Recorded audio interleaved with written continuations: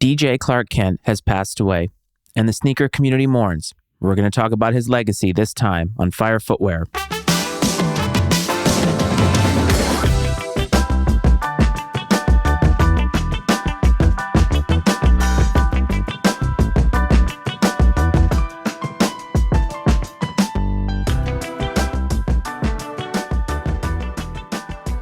Welcome back to Fire Footwear, everybody. As always, I'm your host, Matt Frates, and I hope that this finds you well.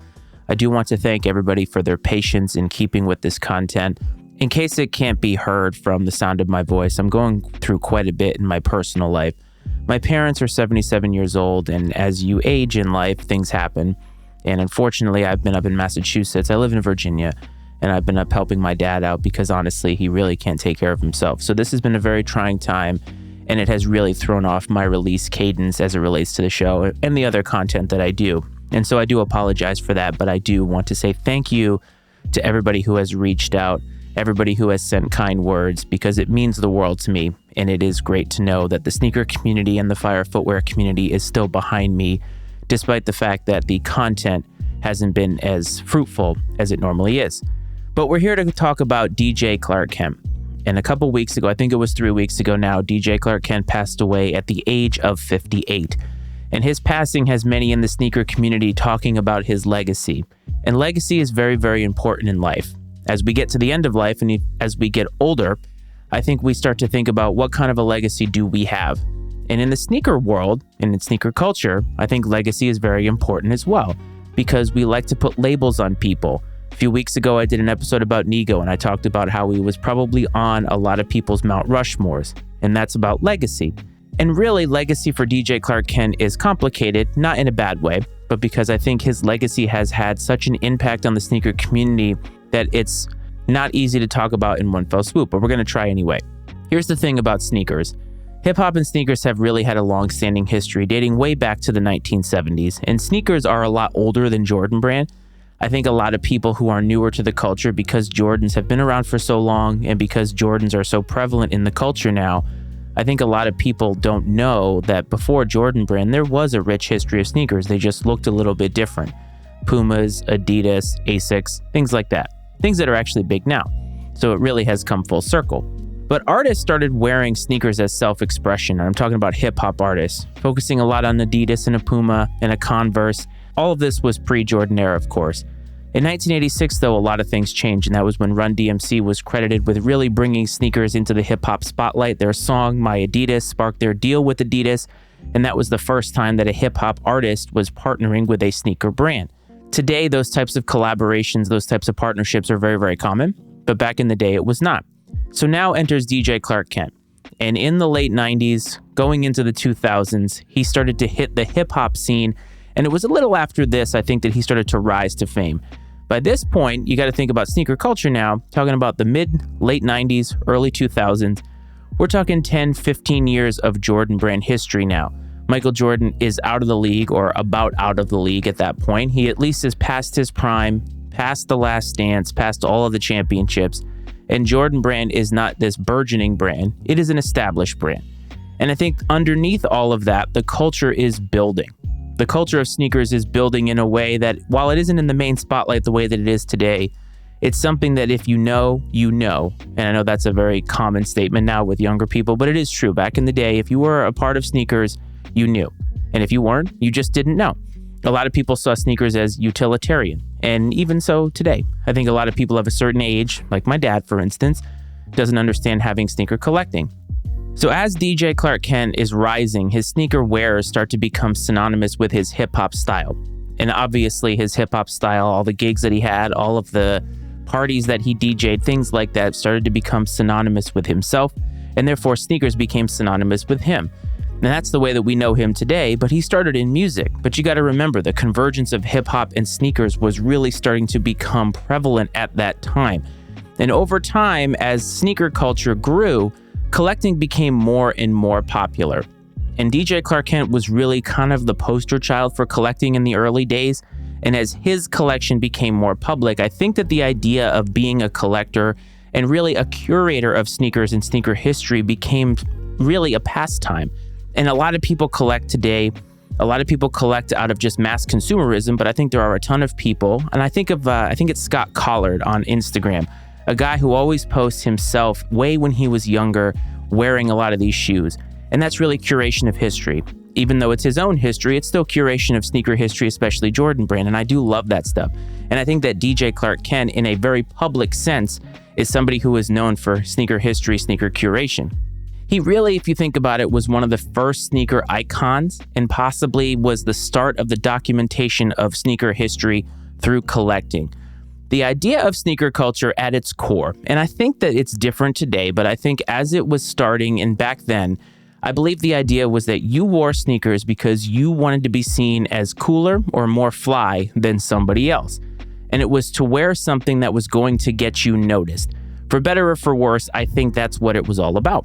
And over the years, that has changed. The trajectory of why people wear sneakers has changed. You could make the argument that people wear sneakers today because they want clout, but it's clout of a different kind. It's almost financial clout. And it's not about being hip. It's not about being fly. It's really about proving to other people that I have something that you don't and I'm better than you. And it's a little bit more malicious, I think, underneath than it used to be. You wanted to walk into school back in the 80s and 90s with the freshest pair of Jordans because you wanted people to say, oh my God, I can't believe you have those. Because not everybody had Jordans. They were expensive and they are expensive today, but I think that they weren't so mainstream. Not everybody was able to get Air Jordans. Nowadays, you can just have access to everything. And there is so many of them now that it's not as special as it once was. And that's why I say I believe that today people want the clout, and it's not the same as just being sort of hip. So DJ Clark Kent, through all of his collecting, through all of his sneaker history, one of the things that stood out to me about his message was about authenticity. And today we think of authenticity as rep versus retail, fake versus retail, things like that. And authenticity is about that. And StockX is certainly going through that now where they really can't prove what an authentic sneaker is. But that's not really what DJ Clark Kent was talking about. The idea of authenticity is really at the core of this podcast, or at least is at the core of what I want to be as a content creator. You should get the most genuine, authentic version of myself. And I believe that DJ Clark Kent, through this message, was trying to tell people in sneakers to be authentic to who you are. Hype is always going to be there. Trends are always going to be there. And I think far too often we get caught up in the hype. We get caught up in the trends. And we want to wear things that people are wearing as well, or what the culture says that you should wear. And really, the best part about sneakers is that there is something for everybody. And so I think DJ Clark Kent was trying to tell us to be true to yourself. Be true to who you are, wear what you like, and really call it a day. Because that's the whole point of the culture. The culture is all about living in it the way that suits you, and that should be enough for you. I got caught up in getting into the hype and getting into what I thought I should be wearing because I wanted people to look at me and think that I was somebody. And now, 3 years on, I don't really care. I wear what I like, and I love seeing people also wear what they like, hype or not. There's a lot of people who wear hype shoes. There's a lot of people who don't wear hype shoes. And you know what? We're all doing it our own way, and that's okay. I think that through this message that DJ Clark Kent started to become not only an icon, but I also think that he became almost like a father figure. And as father figures age, obviously the younger generation that comes up behind them thinks that they don't know, thinks that they're old. And yes, DJ Clark Kent in terms of sneaker culture is definitely on the older side. I'm residing somewhere in the middle, probably closer to the older range, but at his age, almost 60 years old, he obviously is getting long in the tooth as it relates to sneaker culture. And so therefore his opinions, his likes, his dislikes are becoming outdated in the eyes of what is now a younger and younger crowd in the culture. That crowd wants something different. That crowd wants something more than what we used to have. It doesn't mean that what used to be was better. It was just different. But DJ Clark Kent has become a father figure to a lot of people in the culture that are of a certain age because we have all kind of come up in it together. I don't include myself in that category, but I'm just saying there are people in my age bracket or a little bit older who see him as an icon and see him as somebody that they want to emulate in the way of that authenticity that I talked about. And it's not as if it was just about him wearing shoes. It wasn't just about him collecting shoes. He obviously had his hand in on making and designing a lot of shoes.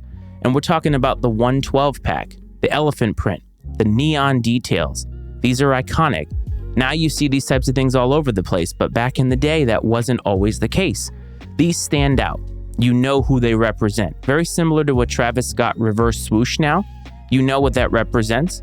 But the 112 pack with the Air Force One, the Air Trainer One, the Air Max One, the SB Dunk Low, those were all iconic.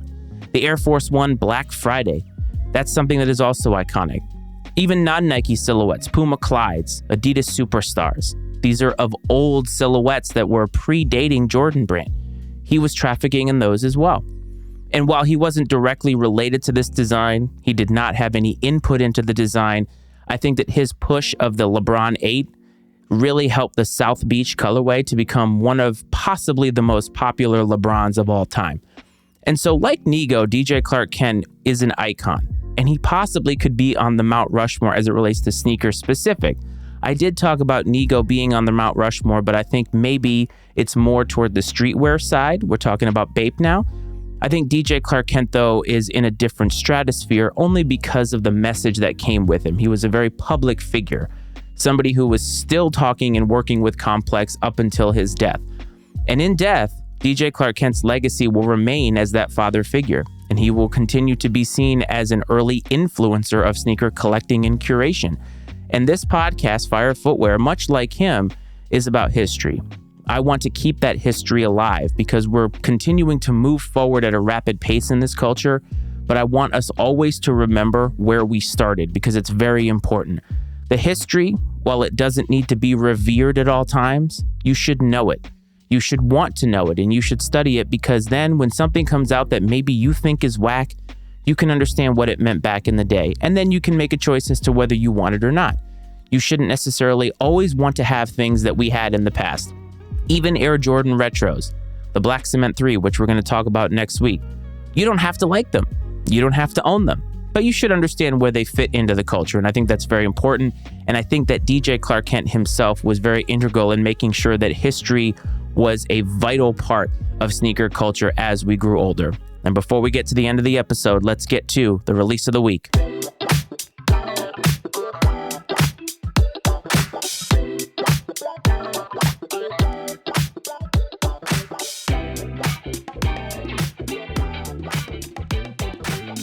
Release of the week, where I like to highlight a shoe that catches my eye. It's not always hype. This one may be borderline, but it's just something that I want you to know about. Earlier in the episode, I talked about the Air Jordan 3 Black Cement colorway, and I said that it's something that you don't necessarily have to like, but you should understand and appreciate where it fits into the history. Well, lucky for you, if you're somebody who likes it, somebody who wants it, and does not have a version of this shoe, November 23rd is your day. There was a shock drop earlier this week, but $220 US, it can be yours on the Sneakers app and probably a bunch of other places. Personally, it's not my favorite Air Jordan 3. It is for a lot of people. For a lot of people, it is their favorite Air Jordan of all time. And you know what? You should go after it. You should have it. You should wear it, rock it, beat it, whatever it is. But if that's your shoe, then November 23rd is your date. And I want to see you go after it. And I want to see you posting and letting me know that you copped it. What do you think of DJ Clark Kent? And how do you feel about his legacy? Get in touch with me. The Fire Footwear hotline is where you can do that. Area code 202-643-9170. If you're an Instagram user, I do have a group chat on there for people who have reached out that have found the podcast. At Fire Footwear Pod is the handle to find me there. If you want to find some reels, you can find me on TikTok, the same username. We have a YouTube channel where I like to do different things. And if you missed last week's or 2 weeks ago's chat with Chris Chase from Wear Testers, you can find it there. Fire Footwear Sneakers Talk. You want to hit subscribe, like, all that good stuff. I'd love to see you there, and I'd love to be putting out new content there because it's another avenue in which I can make Fire Footwear an even larger community. I hope this finds everybody well, fam. I hope this finds everybody safe. I want to thank you again for your patience, and I will see you next time. This is Fire Footwear.